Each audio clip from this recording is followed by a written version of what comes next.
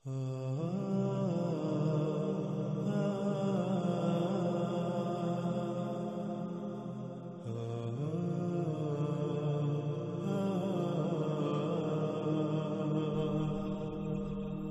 کے علاوہ کوئی ایسی ذات نہیں جس کی غلامی کی جائے، بس صرف اور صرف اللہ ہی کی غلامی کرو۔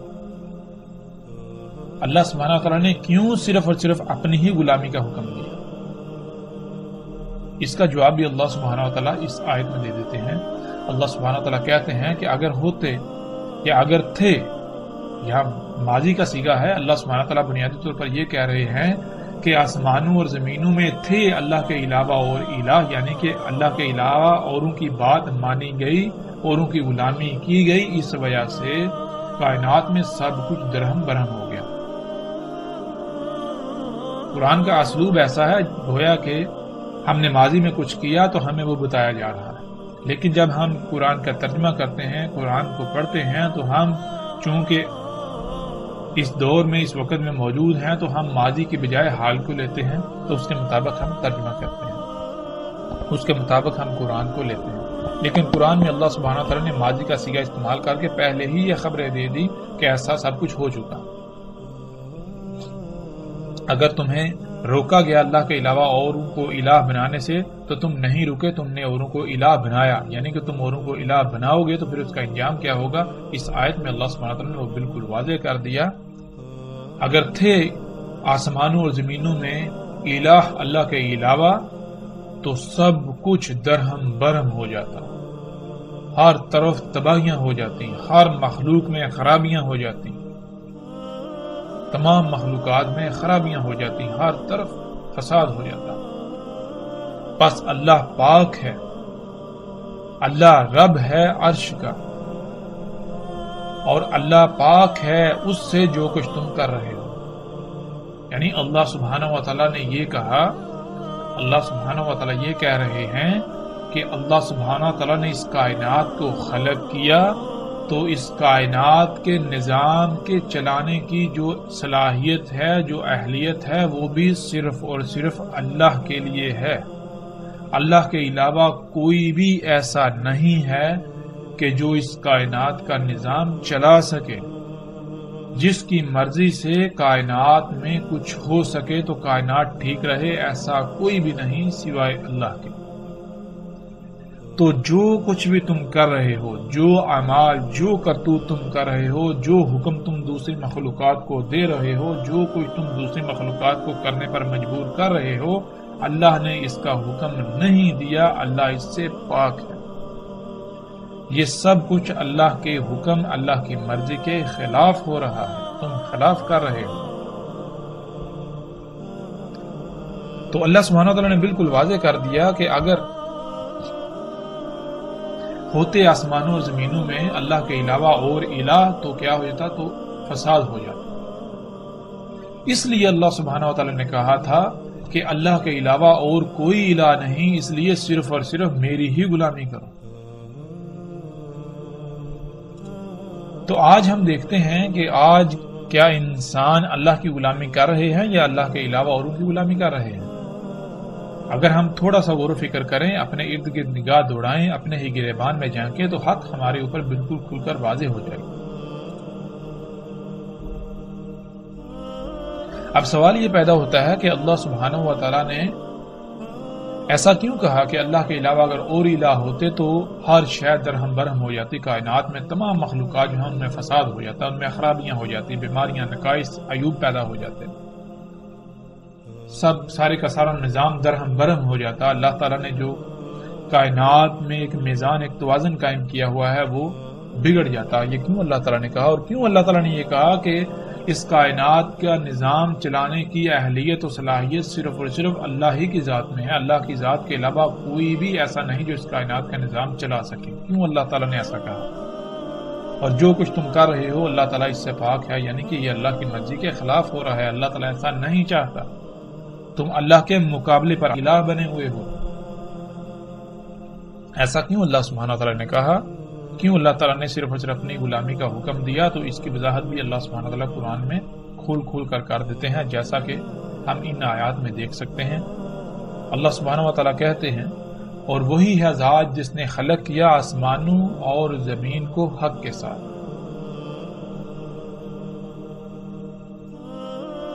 کیا نہیں دیکھا کہ اللہ نے خلق کیا آسمانوں اور زمین کو حق کے ساتھ؟ اور نہیں خلق کیا ہم نے آسمانوں اور زمین کو اور جو کچھ بھی ان کے درمیان ہے مگر حق کے ساتھ۔ خلق کیا اللہ نے آسمانوں اور زمین کو حق کے ساتھ۔ نہیں خلق کیا اللہ نے آسمانوں اور زمینوں کو اور جو کچھ بھی ان کے درمیان ہے مگر حق کے ساتھ۔ نہیں خلق کیا ہم نے آسمانوں اور زمین کو اور جو کچھ بھی ان کے درمیان ہے مگر حق کے ساتھ۔ اب یہاں یہ سوال پیدا ہوتا ہے کہ یہ حق کے ساتھ خلق کرنا کیا ہے؟ جیسا کہ ہم نے پیچھے بھی بیان کیا تھا، پیچھے آیت میں لفظ حق کا ذکر آیا تھا۔ اللہ سبحانہ تعالیٰ کہتے ہیں ہم نے بھیجا ہے تمہیں حق کے ساتھ۔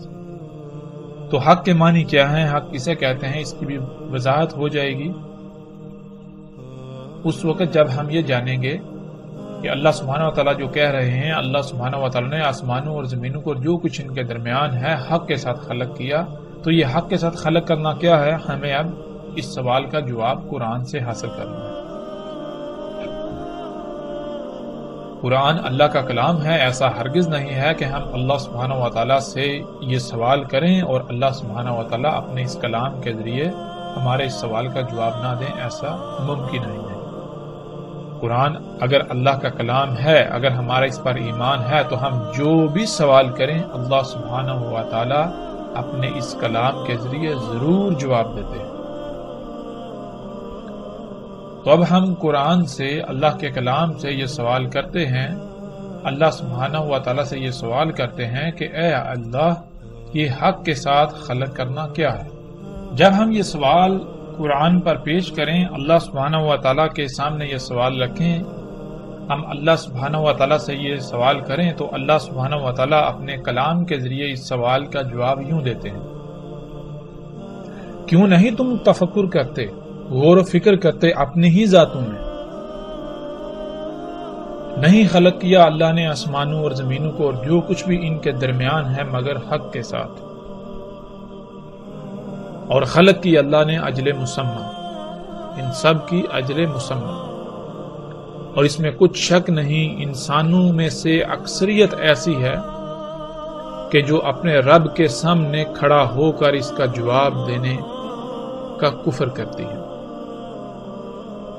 یعنی انسانوں کی اکثریت ایسی ہے جنہوں نے اس بات کا انکار کر دیا کہ جس ذات نے انہیں خلق کیا اس نے انہیں کسی نہ کسی مقصد کے لیے خلق کیا، اور پھر جس مقصد کے لیے خلق کیا اس مقصد کو پورا کرنے کے لیے جس مقام پر پہنچنے کی ضرورت تھی، جس مقام پر پہنچنا ضروری تھا، اس ذات نے ان کو پروان چڑھا کر اس مقام تک لے کے آئی، اور اگر یہ اس مقصد کو پورا نہیں کریں گے تو وہ ذات ان سے اس کی پوچھ گچھ کرے گی، اس کے بارے میں سوال کرے گی۔ انسانوں کی اکثریت نے اس کا انکار کر دیا کہ ایسا کچھ بھی نہیں ہوگا۔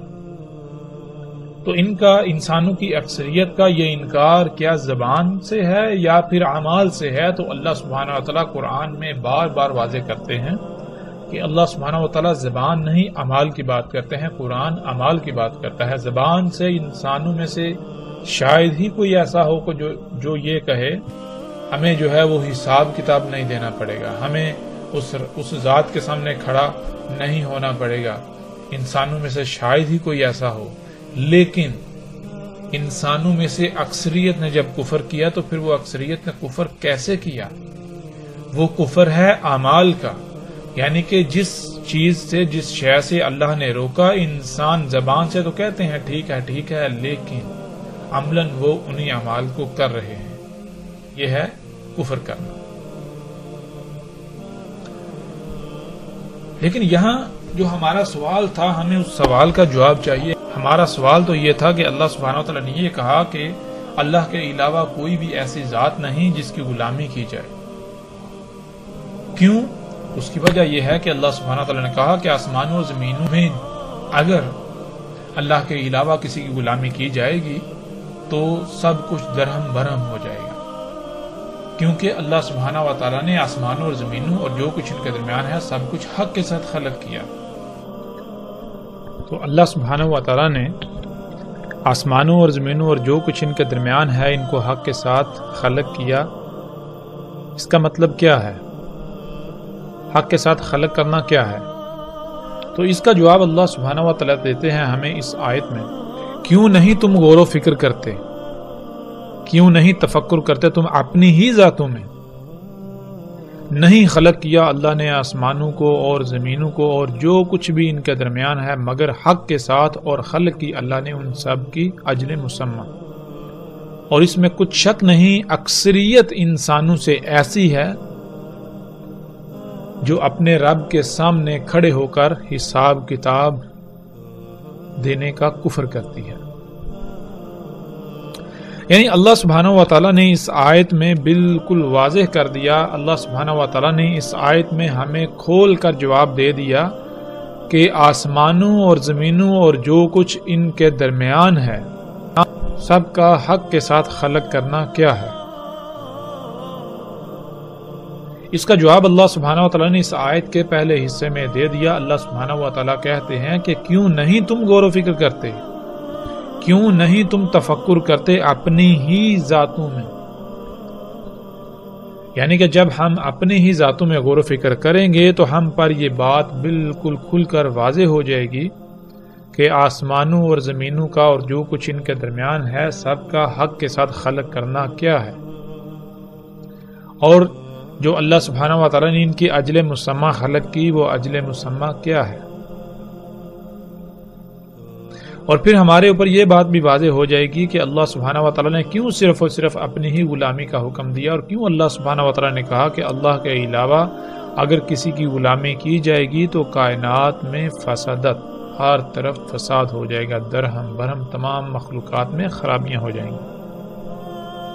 کیوں اللہ سبحانہ وتعالی نے یہ کہا کہ اس کائنات کا نظام صرف اور صرف اللہ سبحانہ وتعالی کی ذات ہی چلا سکتی ہے، اس کے علاوہ دوسرے کسی میں یہ اہلیت و صلاحیت نہیں کہ وہ اس کائنات کا نظام چلا سکے، یا پھر اللہ کے علاوہ اگر کسی کی ایک رائے برابر بھی بات مانی جائے اس کائنات میں، کسی کی مرضی کے مطابق اس کائنات میں رائے برابر بھی عمل کیا جائے تو یہ کائنات ٹھیک رہے، ایسا ہرگز نہیں۔ اگر اس کائنات میں اللہ سبحانہ وتعالی کے علاوہ کسی کی مرضی کے مطابق ایک رائے برابر بھی عمل کیا گیا تو اس سے کائنات میں فساد ہوگا۔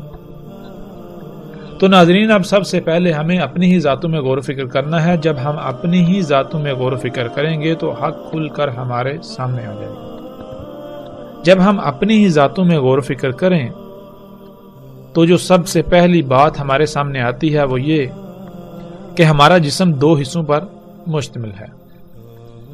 ہمارے جسم کے دو پہلو ہیں، ایک پہلو ظاہری اور ایک پہلو باطنی جو کہ پوشیدہ ہے۔ دوسرا، ہمارا جسم لا تعداد اعضاء کا مجموعہ ہے، اور دوسری بات یہ کہ ہمارا جسم کئی اعضاء کا مجموعہ ہے۔ ان میں کچھ اعضاء تو ایسے ہیں جو ہمارے جسم کے ظاہری پہلو کا حصہ ہیں، اور کچھ تو ایسے ہیں جو ہمارے جسم کے باطنی یعنی جو پوشیدہ ہے اس کا حصہ ہے۔ جو جسم ہمارا ظاہری ہے، یعنی ہمارے جسم کا جو پہلو ظاہری ہے، اس میں جو اعضاء آتے ہیں ان میں ہاتھ، پاؤں، ناک، کان، سر، بال، ٹانگیں، گھٹنے، کھال، یہ تمام کے تمام حصے جو ہیں یہ ظاہری پہلو میں آتے ہیں۔ پھر ہم دیکھتے ہیں کہ صرف اور صرف یہ جو ظاہری حصے ہیں، ظاہری اعضاء ہیں، پورا مکمل جسم صرف اور صرف یہ نہیں ہے، بلکہ اس کے برعکس ہمارے جسم کا ایک باطنی پہلو بھی ہے، جس میں ہمارے دل، گردے، پھیپھڑے، خون، انتڑیاں اور ان سمیت کئی اعضاء آتے ہیں۔ پھر ناظرین جیسے جیسے ہم غور و فکر کریں تو ہم پر مزید جو بات واضح ہوتی ہے وہ یہ کہ ان تمام اعضاء کا کوئی نہ کوئی مقصد ہے، یعنی ان سب اعضاء کو کسی نہ کسی مقصد کے لیے خلق کیا گیا۔ اور اسے ہم یوں جان سکتے ہیں کہ اگر ہمارے پاؤں نہ ہوں تو اس سے کیا ہو؟ اگر ہمارے پاؤں نہ ہوں تو ہمیں کئی طرح کی تکالیف کا سامنا کرنا پڑے گا، ہم چلنے سے عاجز آ جائیں گے۔ اسی طرح اگر ہمارے ہاتھ نہ ہوں، ہماری آنکھیں نہ ہوں، ہمارے کان نہ ہوں، ہمارا ناک نہ ہو، ہماری زبان نہ ہو یا ہمارا دماغ نہ ہو تو ہمیں کن پریشانیوں کا، مصیبتوں کا، تکالیف کا سامنا کرنا پڑے گا، یہ بھی بالکل واضح ہے۔ تو اس سے ناظرین جو بات سامنے آتی ہے وہ یہ کہ اللہ سبحانہ و تعالیٰ نے ہمارے جسم کے تمام اعضاء کو کسی نہ کسی مقصد کے لیے خلق کیا۔ پھر مزید آگے بڑھتے ہیں۔ جب مزید ہم غور و فکر کریں تو ہم یہ دیکھتے ہیں کہ تمام انسانوں میں ہاتھ ایک مخصوص مقام پر ہیں، پاؤں ایک مخصوص مقام پر ہیں، آنکھیں، کان، ناک، سر، دماغ، یعنی جتنے کے جتنے اعضاء ہیں تمام کے تمام انسانوں میں کسی ایک مخصوص مقام پر ہی کیوں ہیں؟ ہر انسان کی آنکھیں ایک ہی مقام پر ہیں، ہاتھ ایک ہی مقام پر ہیں، پاؤں ایک ہی مقام پر ہیں۔ ایسا کیوں نہیں کہ پاؤں کی جگہ ہاتھ ہوں، ہاتھوں کی جگہ پر ناک ہو، ناک کی جگہ پر کان ہو؟ ایسا کیوں نہیں؟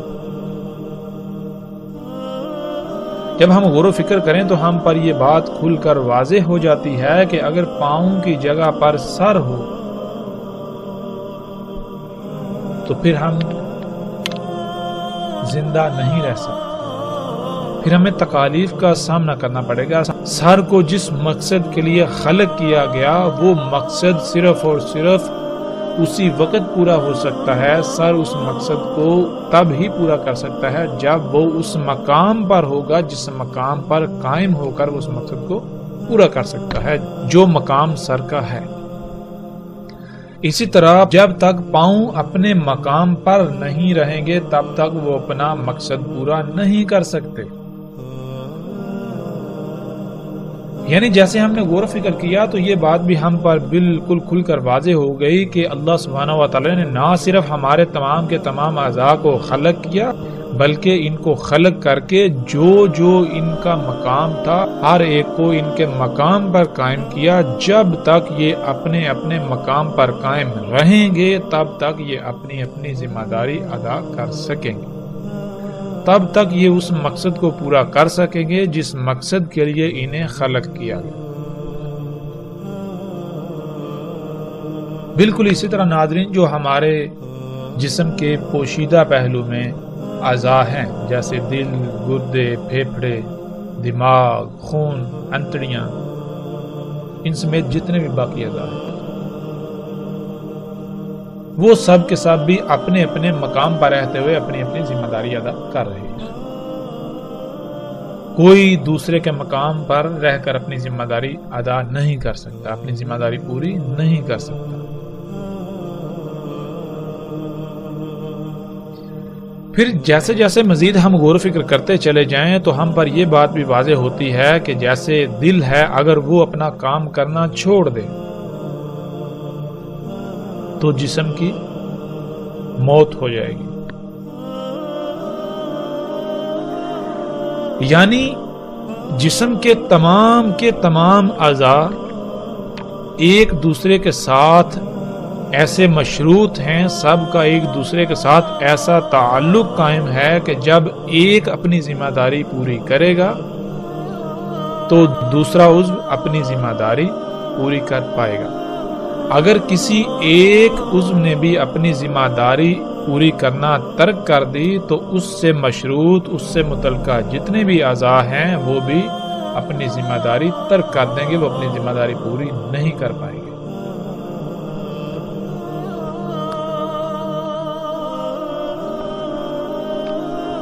تو اس سے جو بات سامنے آئی وہ بات یہ سامنے آئی کہ اللہ سبحانہ و تعالی نے ہمارے جسم کو ایک مشین کی مانند خلق کیا۔ ہمارا جسم کئی اعضاء کا مجموعہ ہے، ہر عضو ایک پرزے کی مانند ہے، اور یہ تمام اعضاء ایک مشین کے پرزوں کی مانند اپنے اپنے مقام پر فٹ کر دیے گئے۔ جب تک یہ تمام کے تمام اعضاء اپنے اپنے مقام پر رہتے ہوئے اپنی اپنی ذمہ داری ادا کریں گے تو پورا جسم گویا کہ پوری مشین بالکل ٹھیک رہے گی۔ اگر کسی ایک نے بھی اپنی ذمہ داری ترک کی تو اس پوری مشین کے اندر خرابیاں پیدا ہو جائیں گی، اور اگر ان خرابیوں کو دور نہ کیا گیا تو پھر یہ پوری کی پوری مشین ایک وقت ایسا آئے گا جب تباہ ہو جائے گی۔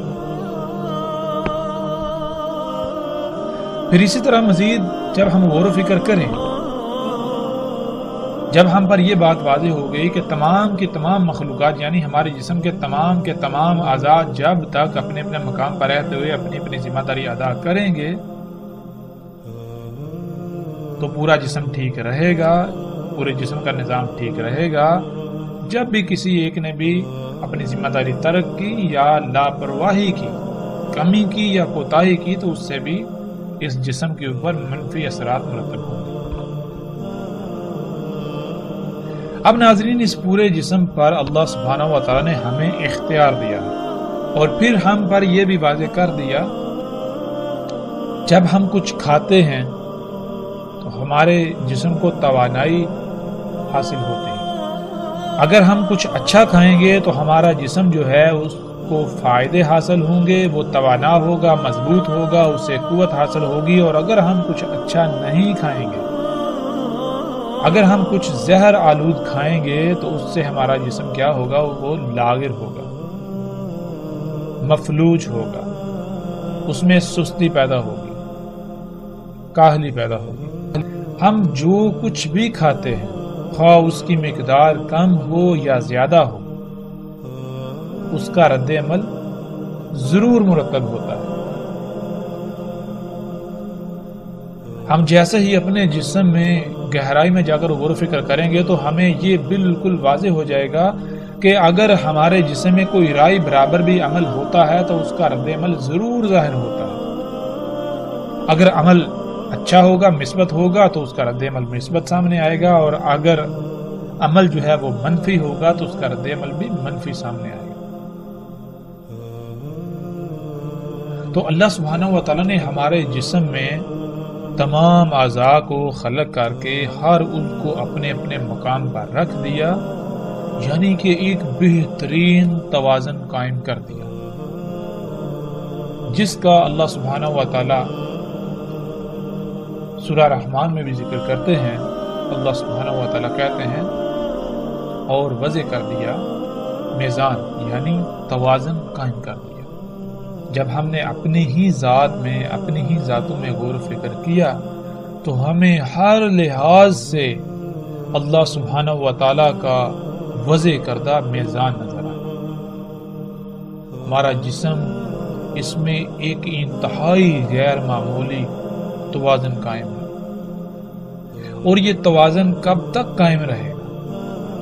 اس کا جواب بھی اللہ سبحانہ و تعالی نے قرآن میں بالکل واضح کر دیا۔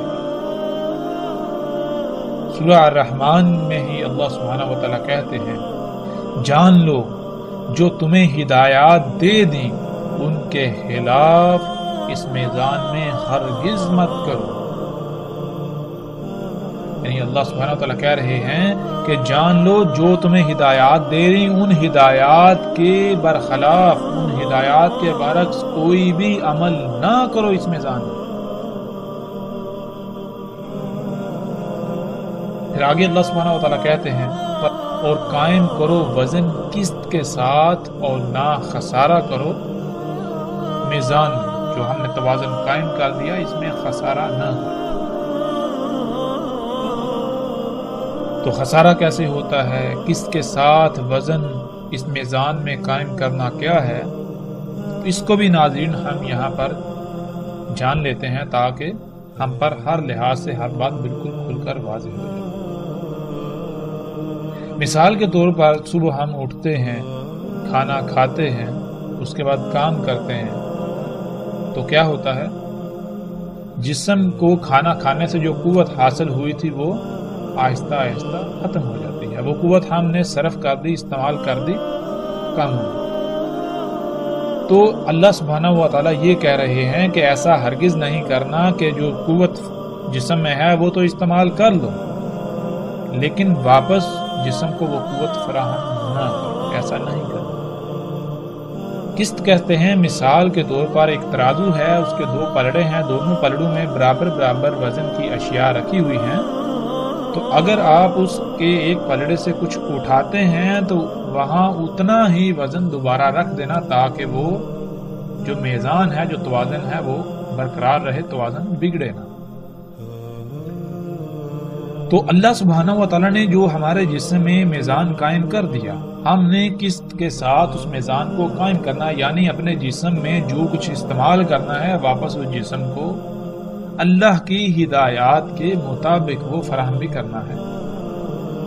جب تک خالق کی ہدایات کے خلاف کوئی عمل نہیں ہوگا، تب تک خالق کی ہدایات کے مطابق اس میزان میں عمل کیا جائے گا تو اس میں کوئی خسارہ نہیں ہوگا، کوئی کمی نہیں ہوگی، اور جب ہی ہم نے خالق کی ہدایات کو نظر انداز کیا تو اس میزان میں خسارہ ہو جائے گا۔